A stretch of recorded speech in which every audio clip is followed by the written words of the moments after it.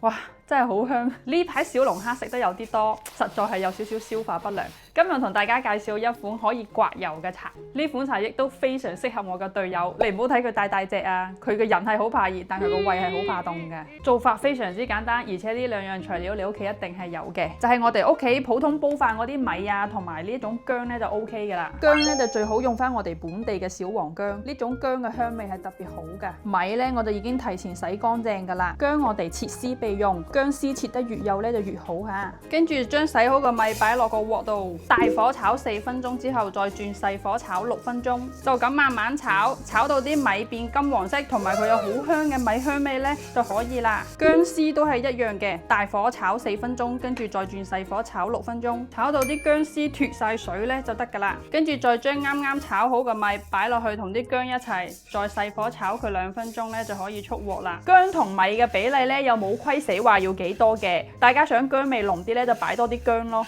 炒好攤凍咧，我哋就可以入落一個密實罌嗰度保存啦。呢款茶咧唔單止係適合嗰啲個胃怕凍嘅朋友，嗰啲坐緊月嘅媽媽啊，或者我哋女仔嚟親戚嗰陣咧都非常之適合嘅喎。而且炒一次咧可以飲好耐噶啦，非常之方便。我就中意加啲紅糖同埋枸杞一齊去浸，咁樣一壺咧就可以飲1日啦。飲晒就繼續加翻啲熱水入去。